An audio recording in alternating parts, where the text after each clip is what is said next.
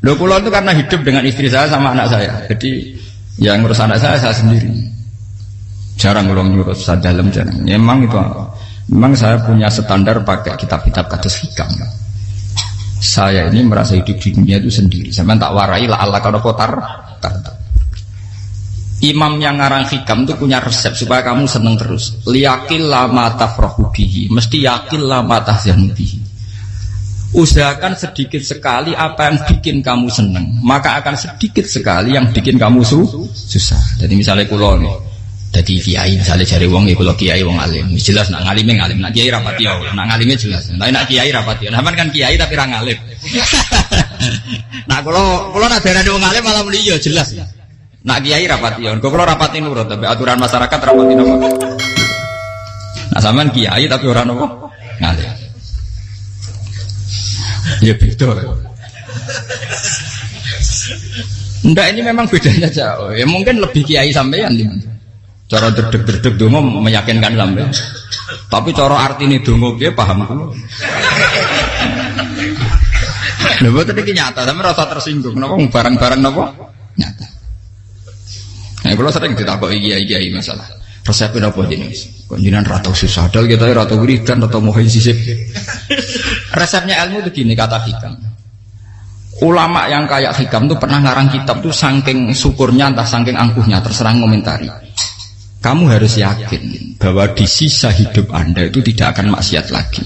Sehingga kalau kamu ditakdir maksiat, anggap saja akhiru maksiatin kudirat alaika. Anggap itu yang Siapa yang menganggap mohal bahwa dia tidak akan dosa sampai mati, berarti menganggap Tuhan itu lemah. Karena cara berpikir kita kan bayangkan hidup itu 40 tahun lagi. Misalnya saya sekarang buat 40, bayang urip kadang 4 tahun meneh. Sampean misalnya umur selawe, bayang selawe tahun meneh. Sehingga menganggap dalam durasi selawe tahun kok orang maksiat kan mohal. Apalagi sampai sudah tahu maksiat itu bakat paham. Ya maksiat ya kelas-kelasan, nak bikin pacaran. Nak wong iso omah yo nakal, nak sing setengah saleh ya berbau proposal ya sesuai kontaknya dhewe-dhewe. Itu kan urusan masing-masing. Ya itu kan urusan masing.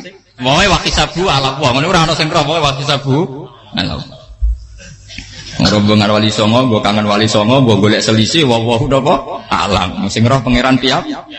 Mbok kangen wali, mbok golek selisih margin. Niku pokoke wawahu napa? Ya itu kan urusan jenengan mbek pangeran, mboten urusan kula. Tapi tetap saya sebagai ulama mengingatkan, niat itu ditoto. Begini, ulama dulu tuh ngitung hidup itu hanya 2 menit 2 detik. Sehingga dia ya gampang saja. Kayak imam, kayak kanjeng Nabi itu, ya Rasulullah kenapa tidak menyediakan makan untuk besok? Loh, saya itu tidak yakin kalau hidup saya sampai besok. Ya sudah begitu cara, ya sudah tenang saja. Kalau sampean kan bayangkan hidup 4 tahun lagi, 5 tahun lagi, sehingga arah mangan ya wedi tenan. Padahal bolak-balik zaman cilik arah mangan tetap ya wedi. Jadi cara berpikir Nabi itu begitu. Begitu juga cara pikir sahabat, cara pikir ulama-ulama yang waras itu begitu. Loh, saya itu pernah melarat di Jogja, zaman pertama merantau. Itu kalau santai saya bilang, Gus kok tidak punya beras? Tapi apa yakin nak sesuk urip palu. Kowe buta mangan sesuk, anak sesuk ijek napa? Cara berpikir ulama itu begitu. Sehingga melihat maksiat juga gitu. Alhamdulillah aku ijek urip 1 detik, 2 detik, 2 menit. Sehingga hidup. Dan itu sudah cukup untuk lafadzkan la ilaha illallah. Makanya kata yang ngarang hikam, betapa murahnya Allah. Surga itu hanya bisa dibeli dengan 2 menit. Karena surga itu senilai la ilaha illallah. Miftahul jannah la ilaha illallah. Itu cukup 1 menit. Berarti surga itu regane mau 1 menit. Dan karena dia nganggap hidup itu 1 menit ke depan, la ilaha illallah, ya sudah. Dia ngitungnya hidup itu per menit. Kalau sampean kan enggak, per 10 tahun, per 20 tahun. Sehingga kriminal betul, cara pandang sampean itu kriminal betul. Sehingga bayang kudu di duwe, kudu di bojo, nak kiai kudu di pengaruh. Lah kalau saya enggak. Saya meskipun enggak sehebat itu, tapi mewarisi keilmuan mereka. Jadi misalnya saya jadi ulama, itu bayang di santri mau sitok. Islam pokoknya ke Ahmadiyah ya gitu saja. Ya pokoknya ya sudah gitu. Orang bayang santri sing kambinan takwa khusyuk salam tempel demen gelo, demen apa? Lo tanyakan santri-santri saya itu mungkin belum pernah nyuruh istri saya bikin kopi. Bisa dihitung. Karena saya itu sederhana saja. Misalnya saya pergi dari Jogja, ini yang nyata saya alami. Bayangno bojoku wis maca, gawekno kopi, bukakno lawang malah kecewa. Seperti umumnya orang kan gitu. Semerantau ada bayangno bojoku nyuambut, digawekno kopi, digodhogno banyu hangat teman, bareng teko bojone wangep kukur-kukur. Karena tarifnya dia ideal, maka mudah kecewa kalau itu tidak terjadi. Nak kula mboten, sebayang napa Yogya bojoku cek uta Islam, nak salat 5 bulan ya sudah gitu. Pakai standar-standar yang minimalis. Saya dari rumah bangun sampai ngaji ya, pokoknya melek, ya sudah nak salat madem napa. Mulane sudah gitu. Andai kan saya pakai standar maksimal, maka akan mudah kecewa. Rasulullah juga begitu. Rasulullah itu ngadepi Sayyidah Aisyah itu ya begitu, ngadepi Hasan Husain. Sehingga tidak ada cerita Nabi mudah kecewa betul. Karena Nabi bayangkan anak istrinya itu ya minimalis sekali, urusan dunia loh maksudnya minimalis sekali. Misalnya Nabi pagi-pagi tanya, ya Aisyah apa ada sarapan? Tidak ya Rasulullah, ya idzan asumu, kalau itu saya puasa. Kalau sampean usul-usul orang digekno kopi wong wedok opo, itu kan repot. Muni-muni itibak sunnah Rasul tapi tidak pernah sampai mendekati sunnah napa Rasul. Sehingga ya tenang saja Nabi. Saya tahu alhamdulillah bisa niru dalam gitu-gitu tuh bisa. Makanya ini kiai muda paling jauh. Banyak kiai-kiai sepuh itu kalau urusan gitu konsultasi sama saya. Gus siapa kain. Ini kalau ada sampai era dekarep. Juga saya tidak pernah bayangkan opo tanggaku seneng aku atau orang ngaji aku kecewa, tidak pernah bayangkan. Sampai bukan makhluk, tidak penting. Kecewa itu tidak benar. Saya itu orang alim, ngerti ini warido kamat lubi, ora waridokum. Yang tak gulai ridane pengiran, antara ridane sing ngaji, ridane konsumen. Itu apa? Makhluk tidak penting. Itu harus dilatih. Harus apa? Sehingga orang itu kalau biasa sholat, maksudnya biasa ta'alluq bi Allah, mesti la'alla katardo, mesti gampang puas.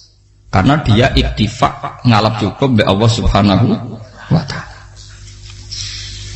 Saya sebagai manusia juga sering ditangisi istri. Misalnya saya sering ke Jogja sendirian.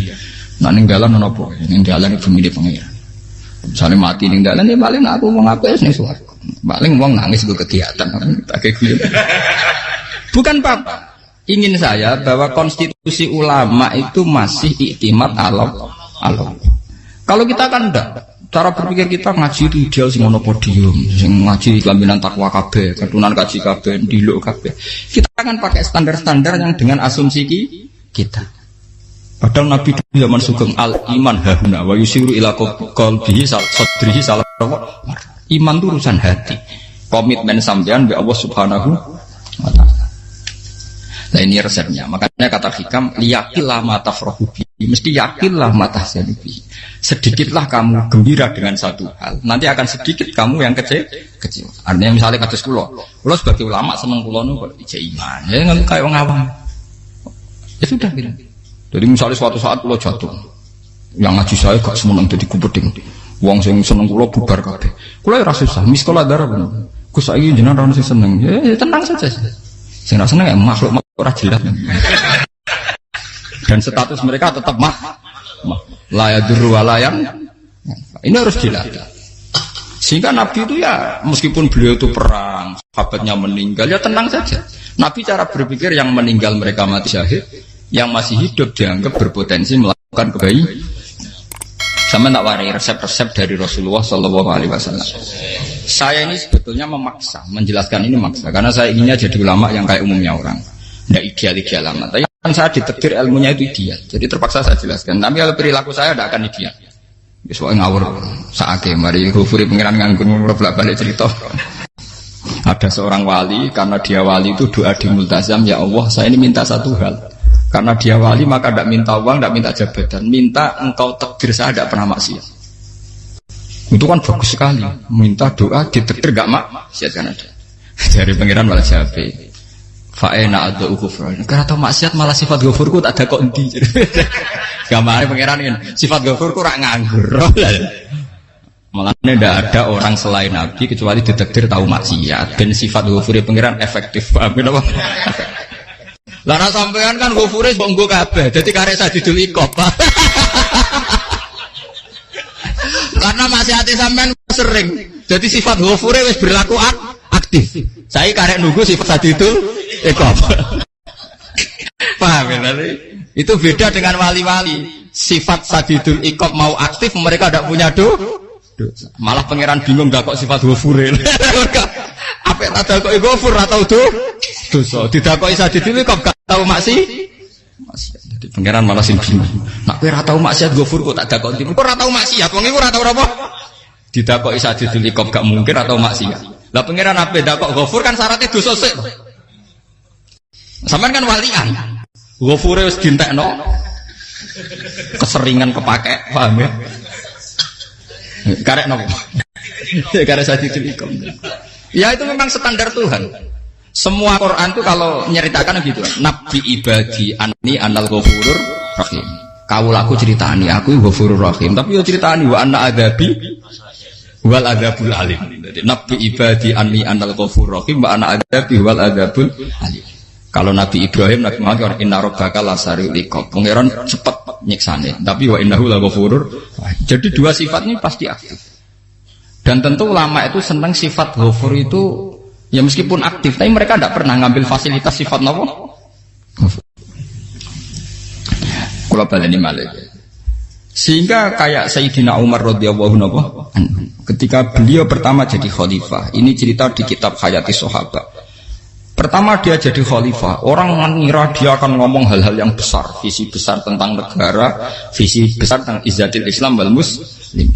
Tapi ketika Umar pertama pidato begini, ayuhal muslimun ayuhan nas, ana, jari kata Sayyidina Umar, ana hulamun min bani Mahsub, akulu min kholati. Saya ini pemuda dari Bani Mahsub. Kecil saya bisa makan karena bulik-bulik saya punya kebun kurma yang kalau saya memanen diopahi beberapa biji dan itu menjadi kuti wahayati, menjadi saya bisa hidup. Terus wassalamualaikum warahmatullahi wabarakatuh. Orang itu penasaran semua. Orang jadi khalifah pertama dibenem jadi amirul mukminin, pidatonya ngenang masa kecilnya ra kelar mangan, kelare mangan mergo buruh bulike, paham ya? Ngondoh kurma terus dikai tamarotin, beberapa kurma sing dadekno iso. Dan itu saya pakai sampai ketemu Allah Subhanahu wa taala saya pakai. Misalnya sekarang saya mulya, misalnya kalau dibilang mulya ya ana sing nyucup, ana sing husnudzon, ana sing hormat, macam-macam sawangane. Itu bodoh sekali kalau saya menikmati itu, bodoh sekali. Paling banter nikmati dicucup, dihormati itu apa? Tapi kalau nikmatnya bisa makan saat itu tuh nyawa. SBY jadi presiden prestasi, Gus Dur jadi presiden prestasi, tapi umpama presiden tetap mangan. Prestasi tertinggi adalah bisa makan selisat dirumki gojo-gonyo. Makanya Umar mengingatkan, sebetulnya nikmat tertinggi saya itu tidak saat saya jadi khalifah, saat itu kok aku iso mangan, cara gak aku mati. Paham ya? Jadi itu luar biasa. Kita ini kan menjadi angkuh karena ngitung nikmat itu yang besar-besar, punya prestasi, punya. Kalau saya enggak ngitung nikmat itu kelar mangan gak mati, kan gampang. Sehingga saya tidak mudah kecewa karena tarifnya minimalis, gak gampang apa? Jadi misalnya kalau kapan-kapan kok berhubung, Gus ini Tuhan rasanya jangan ngeten-ngeten. Oh makhluk itu ya gak apa-apa. Kalau distatuskan kiai kan seakan-akan ngomongnya sakral, seakan-akan mandi. Tapi nak tak status, oh makhluk itu ngomong-ngomong ya sudah kan. Menjadi kan sudah distatuskan sebagai apa? Makhluk. Tentu makhluk statusnya la yadurru wala yanfa. Di sini ini penting. Orang-orang ahli tauhid tentu tidak punya kesusahan. Innalladzina qalu rabbuna wa tsummas taqamu. Itu mesti tidak ada kesusahan sama sekali. Misalnya ulama-ulama dulu mau mati, ya tenang saja. Mati kedua itu mati paling menantang ya, menyenangkan sekali. Karena mati yang seru itu mati zaman Al-Adam. Misalnya saya kelahiran tahun 70. Tahun 40-50 kan belum ada saya. Itu mati yang sejati karena Al-Adam. Kenapa? Al-Adam tidak ada. Mati yang nanti itu mati yang petualangan karena saya mati setelah menyaksikan kekuasaan Allah, setelah husnudzon sama Allah, sehingga mati yang menuruti kerinduan akan ketemu sang kekasih. Makanya Jalaluddin Ar-Rumi ketika mau meninggal dan orang-orang muridnya nangis, dia marah-marah. Hei murid-muridku, betapa bodohnya engkau. Saat kayak ini yang saya tunggu, saya sudah menyesal berusaha mbak Allah dat cinta senang. Aku kecewa waktu makhluk-makhluk koyo kowe. Saiki wis wayahe aku goleki kholik dat tak senengi malah mbok tangi. Cek bodhone kuwe. Saat-saat sing tenteni malah mbok tantang. Betapa aku lamanya menunggu kematian ini. Mergo hidup itu keterpisahanku mbek Allah, kemen ketemu kowe. Mulane Jalaluddin Rumilah yang mengistilahkan mati itu malam pengantin. Makanya fal'an awanus sirok minkum wa awan wisol habibi. Ini saat yang indah karena ketemu dengan berpisah dari makhluk-makhluk yang tidak penting menuju sama Habib kekasihku. Jadi dia misalkan mati itu malam pengantin. Semenjak istilah itu populer sehingga di Jawa ana ngipi dadi nganten takwilane mati. Itu filosofi sufi, ya filosofi napa? Lah niku begitu juga sahabat-sahabat dulu. Bilal mau meninggal, anaknya do nangis. Bilal lagu ya. Ditanya sama anaknya, kenapa anak-anak kamu nangis? Dan jenengan badhe kapundhut. Aku malah seneng nang mati. Hudan nalqal akhibah Muhammadan wa hisbah.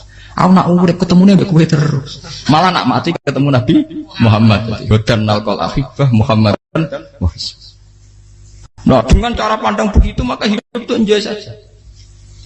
Ya saya sebenarnya keberatan pakai kelas ini, keberatan karena saya harus ngulang sampean-sampean itu. Ya makanya potensi kayak saya tentu mengurangi jadwal ketemu. Makanya saya mohon kalau tidak penting itu jangan sungkan. Anggap saja itu bagian dari hormat saya. Ya minimal sampai misalnya di dua saya ketahui gue jajan pentolan enam lapo mau kesuwan bareng malah repot. Bos ganggu wong anak peleleran pak. Nah misalnya sampai kepen takok hukum, uang nak pinter, hukumnya takokan ya ringan, takok kiai tanggam paling nyesel. Karena pertanyaan yang ringan tentu ya ringan-ringan saja kan. Gak perlu kiai kali ber.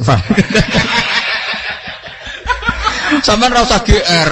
Kalau pertanyaannya angel Gus gak ono sing iso jawab. Uang nak ralim tahke, ku pertanyaannya ya ora patimu tuh. Iku wis kangelan ngoten. Ini mboten ngenyek tapi padha enak. Bodoh apa? Makanya kalau latih. Jadi hikam sendiri itu ada manhaj, ada metode. Kalau orang supaya tardo, liyakillah ma tafrahubi, yakillah ma tahzanu. Anak saya itu kalau habis main pulang, itu saya senengnya pol. Istri saya pernah jangan. Gus, anak mulai senengnya dik piro-piro, anakku gelem mulai ning omahku. Misalnya terus piye.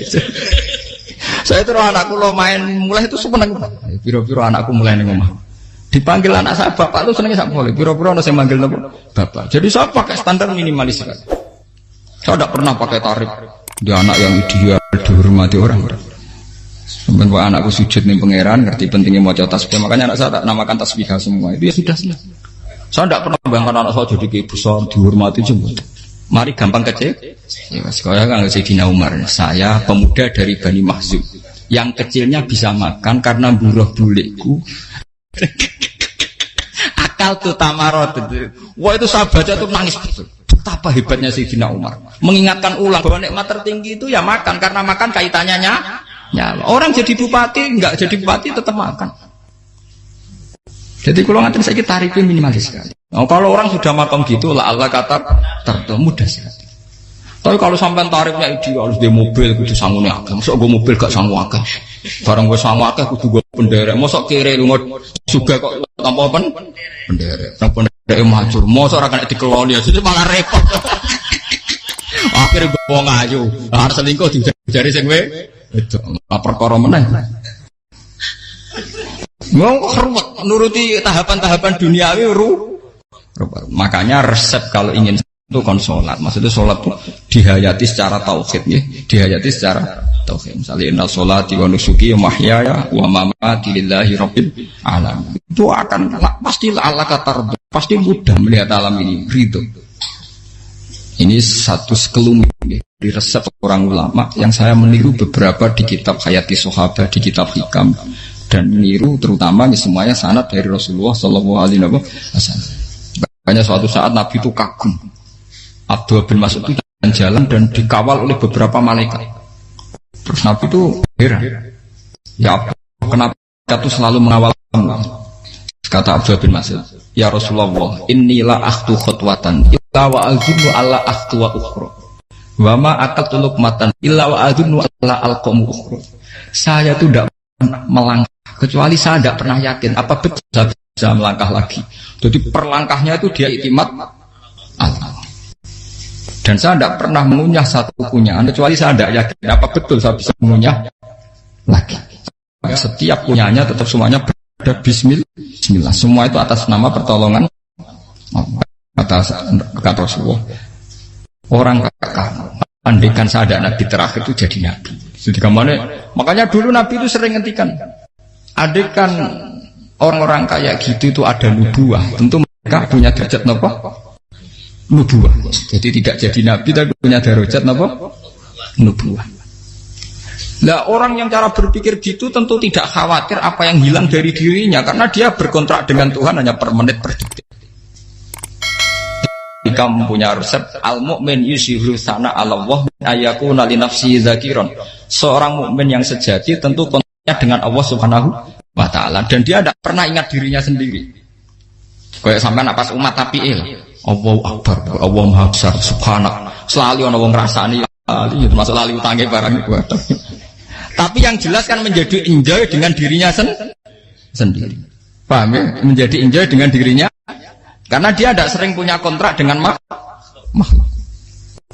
Nah ini maksudnya Allah kalau janganlah ala kata kamu pandang apa nak sholat terus kabul kaja apa nak sholat terus untuk duit ya ber karena cara pikir iso aja nak duit ya dan ini resep ya dan resep ini dari ulama-ulama yang istinad ila Rasulillah sallallahu alaihi wasallam karena kalau Nabi itu memang cara pandang Aisyah itu pernah ditanya ya Aisyah saya ini ingin makan apa daging yang dari sahabat ini masih. Wah ya Rasulullah sudah habis karena tak kasihkan tetangga. Itu Nabi tidak marah-marah malah bilang kamu benar Aisyah. Biru yang kamu kasihkan tuh yang masih. Kau nak daging dipangan dewe kadang nuruti nafsu. Nak dikekno wong sudah kau nuruti perintah pengen.